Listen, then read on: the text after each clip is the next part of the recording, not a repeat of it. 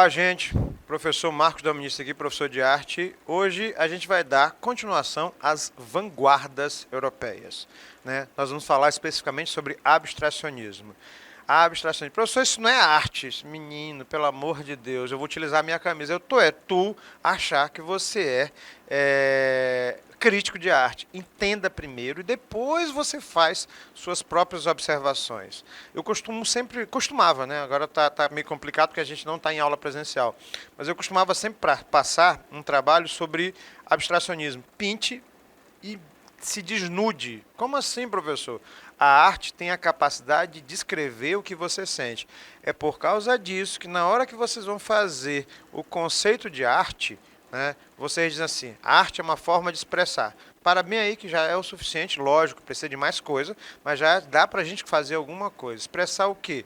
Eu posso me expressar pelo dadaísmo, pelo expressionismo, pelo cubismo, pelo futurismo. Hoje a gente vai se expressar e muitas pessoas se expressaram pelo abstracionismo. As palavras estão em italiano aqui, mas a gente já viu fauvismo, ainda vamos ver surrealismo e pintura metafísica. Aliás, surrealismo já vimos. Então pesquisa esse material na internet. O que é o abstracionismo? Bom, é uma maneira de expressar arte que não é feita de forma concreta. Eu não olho e vejo exatamente o que eu gostaria de ver. Eu só vejo o que para algumas pessoas parecem garranchos, manchas, pontos ou linhas aleatórias. Professor, isso não é arte. Vamos novamente, né? Eu vou explicar mais uma vez. Não critique alguma coisa que você não sabe. Você não é crítico, nem eu que sou professor sou especialista, então eu não posso dizer o que o artista estava sentindo quando ele pintou aquilo ali. Sentindo, como assim? Por quê? Porque formas, objetos que não são representados de maneira concreta podem, no caso de linhas, contornos, eles podem expressar alguma coisa que nem eu mesmo sabia que estava lá. Ainda não entenderam? Então, essas vanguardas que surgem, no caso do abstracionismo, entre o ano de 1910 até a década de 20, elas são uma forma de você expressar, representar o que você sente, o que você pensa, sem precisar de palavras. Eu vou utilizar a língua da minha intérprete, Libras. Gente, ela não está usando palavra alguma para expressar exatamente o que eu estou falando. Então a gente tem que deixar essa limitação de que você tem que ver alguma coisa para poder dizer exatamente o que está acontecendo. Tentem fazer, pesquisem uma aula que eu falei sobre leitura de imagens e amplie esse leque. Professor, o que esse quadro lhe expressa? Se não diz nada a você, significa dizer que empaticamente não te representa de alguma maneira. Mas, se você começa a dizer, eu gostei, eu achei ele bonito, pronto, já é um grande começo. Na hora que você diz, eu gostei, eu achei ele bonito, significa dizer que você vê o mundo sob uma estética diferente. Significa dizer que nem tudo que é figurativo é agradável para você. Por quê? Porque as formas geométricas te trazem uma sensação, estou colocando aí para vocês, de equilíbrio, de paz, de tranquilidade. Significa dizer que eu não preciso seguir figuras perfeitas, mas eu vou desconstruí-las e isso me agrada de alguma maneira. Significa dizer que quanto mais simples, mais legal para mim é. Significa dizer que eu vou em oposição ao que é convencional, porque enquanto alguém gosta de uma coisa convencional, eu gosto de uma coisa mais livre, mais fluida. Né? Significa dizer que eu vou usar as cores de maneira diferente. Significa dizer que eu não preciso ver as coisas relativamente com perspectiva. Pesquisem uma aula, acho que do conteúdo do primeiro ano sobre perspectiva, está bem interessante. Então, professor, eu já não gostei desse quadro. Não gostou por quê? Porque as cores são muito agressivas, porque o formato é estranho. O problema não é o quadro, a questão é por que, que você está sentindo isso. Então, na hora que você entende que essa tua análise do eu gosto, eu não gosto, esse valor estético que você imprime sobre a obra, que não é exatamente o que o artista quis fazer, significa dizer que ainda precisa fazer um processo de compreensão pessoal muito grande. O abstracionismo, as emoções são de maneira bem clara e representada de forma abstrata e desconstruída. Cada quadro desse é um estado emocional que o artista nem tinha intenção de fazer. Eles não precisavam estar presos a uma realidade. Espera aí, senhor está querendo dizer que eu posso me expressar utilizando formas. Gente, até o momento quando você sai com cores de roupas, isso é tão inconsciente que você não se dá conta. Alguns de vocês adoram vermelho, tem uma intensidade de vida gigantesca. Tem gente que é mais calmo, usa azul, verde, porque não consegue se imaginar. O estado emocional de vocês, perdão, ele está atrelado diretamente ao efeito sensorial das cores. Vejam a aula sobre cores. Moedor de facas, do Casimir Malevich.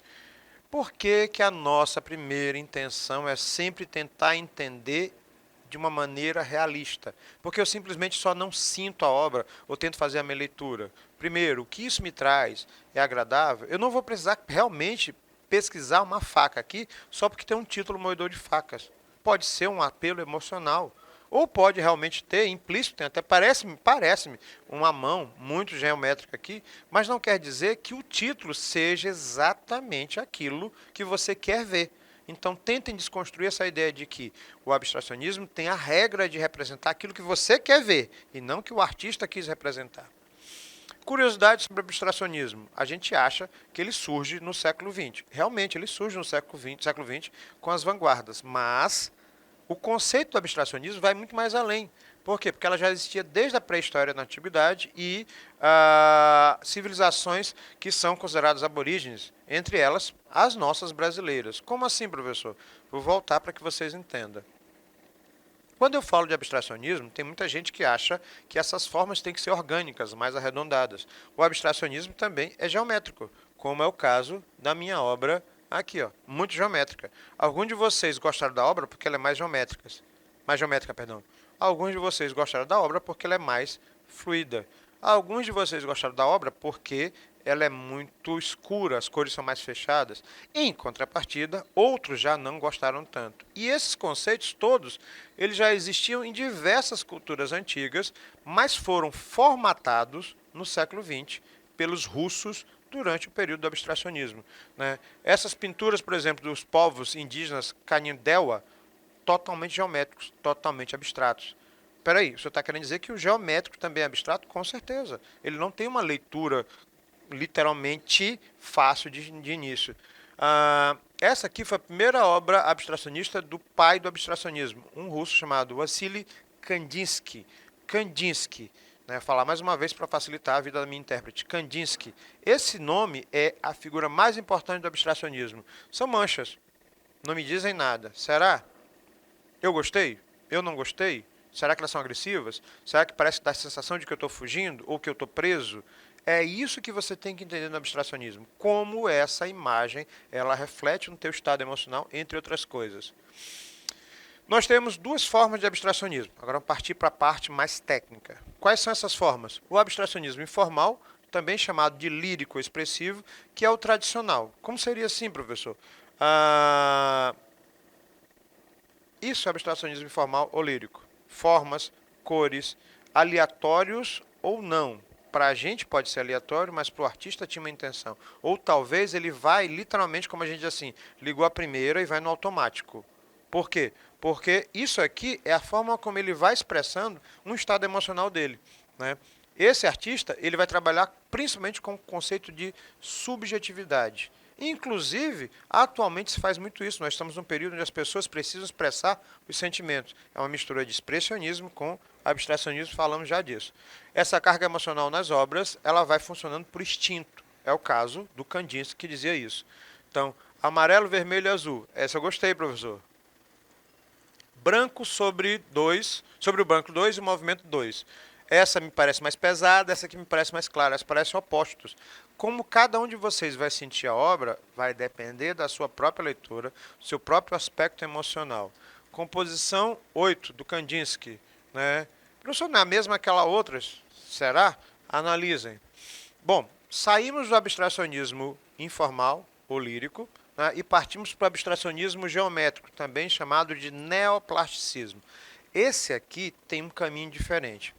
Você tem a figura do Piet Mondrian, vou repetir a palavra, Mondrian, que foi a figura mais importante do neoplasticismo. Ele praticamente criou o conceito. A influência é do cubismo e futurismo e da geometria básica. Né? Racionalidade, valorização da reflexão intelectual e uma organização de formas geométricas a criar Sobre a visão dele, equilíbrio. Muita gente não gosta do abstracionismo informal, mas prefere o abstracionismo geométrico. Ah, professor, isso eu gostei. Por que tu gostou desse? Ah, porque ele é mais equilibrado. Então, tua visão da vida é mais equilibrada, ou, como diz a minha mãe, sabiamente, é mais desequilibrada, né?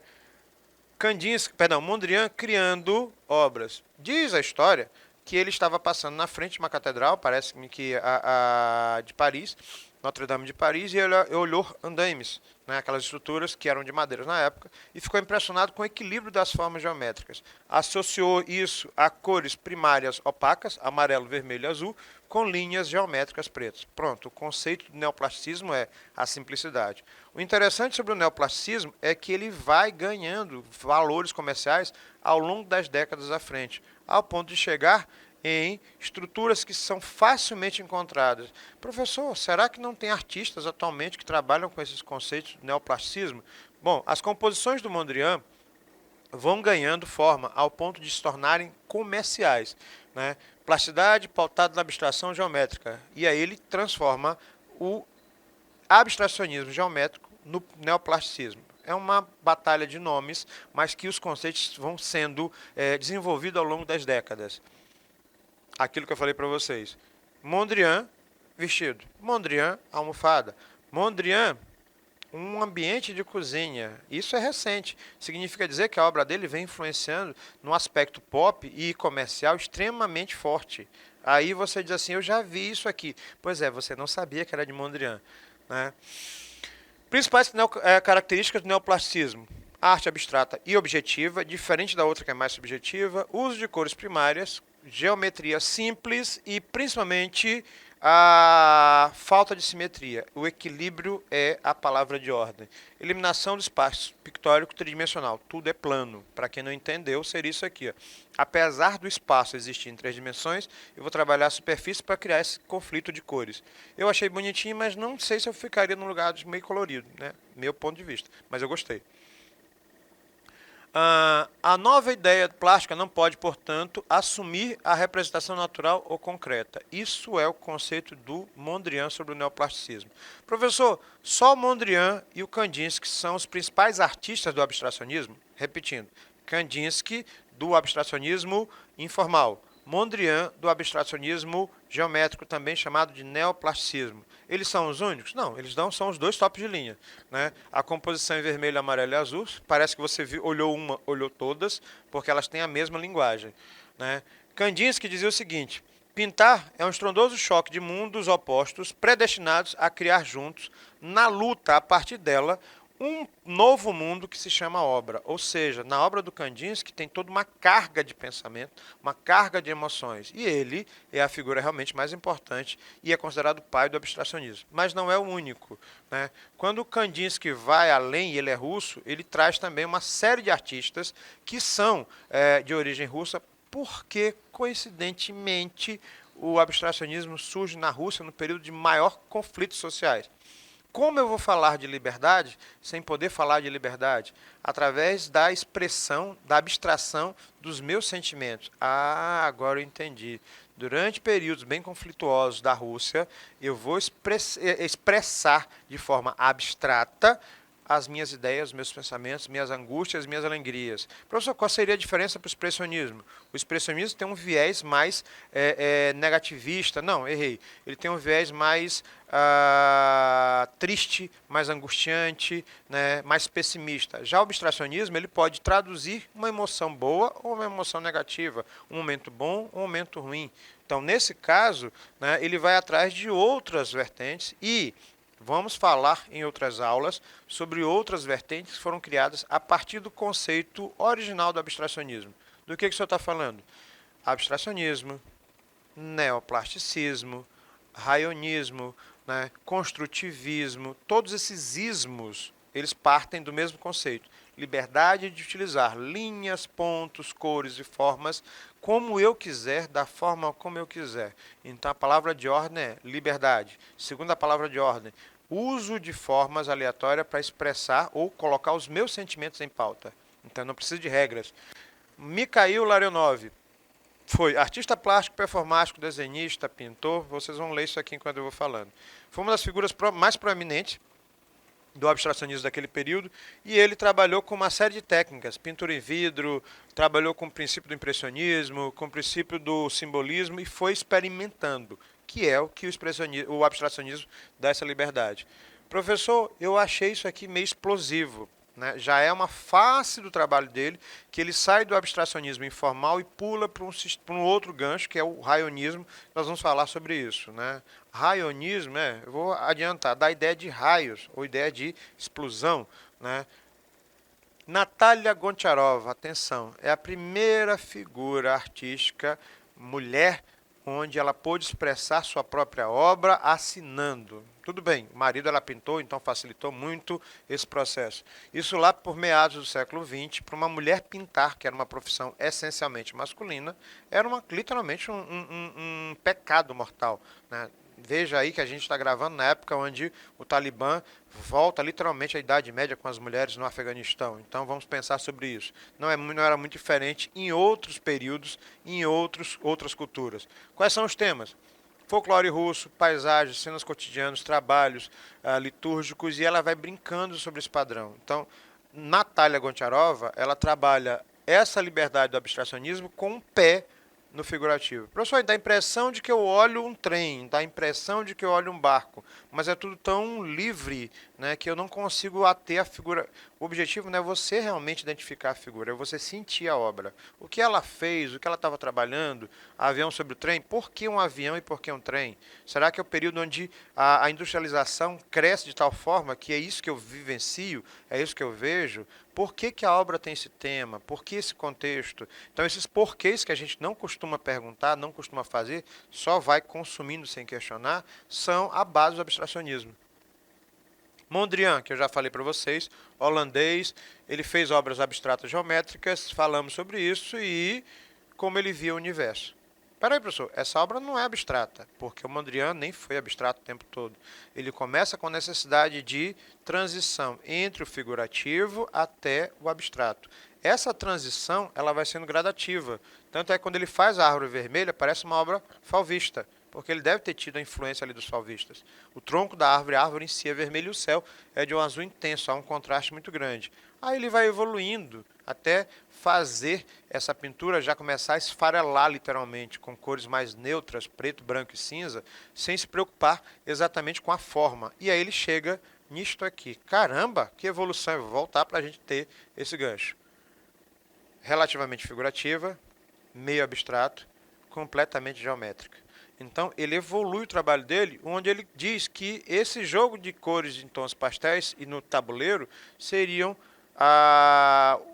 o modismo da vida, a forma como as pessoas não saem dos seus próprios limites, brincando com expressões atuais, não saem literalmente do seu quadrado. Cada um fica na sua sem se incomodar, né? E é meio parco, é meio morno, é meio sem vida, e aí ele vai evoluindo, né? Até chegar nisso, onde há uma intensidade, né? Boogie Woogie, para quem não sabe, é uma música dos anos 70, anos 60 e 70, né? Um musical da Broadway que é intenso, é vivo, e a pintura representa justamente essa situação. Vladimir Tatlin, pintor, escultor, nasceu na Rússia também, o Mondrian é holandês, e aí ele vai brincando com uma coisa que é diferente, ele vai traduzindo essa estrutura do bidimensional, do plano, para o tridimensional, para o elemento que tenha altura, largura e comprimento. E aí, quando ele começa a utilizar esse princípio, ele vai buscar no cubismo de Pablo Picasso e de outros artistas, criando as esculturas abstratas que vão servir de base para uma coisa que já caiu no Enem várias vezes, chamado construtivismo. Professor, mostra aí. Ó, né? Esse é o Tatlin, cercado por outros artistas, e a obra dele que sai do plano, que já começa a ter a noção de volume, até chegar no que a gente vai ver em outra aula, que é o construtivismo, que eu não vou dar o ouro para vocês agora. Então, a gente vai ficar com a obra do Tatlin aqui, que é o princípio do construtivismo, mas o abstracionismo ele vai mais além. Ele vai começando a se ramificar em outros estilos. Né? A gente vai falar de Jackson Pollock com vocês, para vocês entenderem que outros estilos são esses. Um abraço, professor Marcos Dominici. Fui!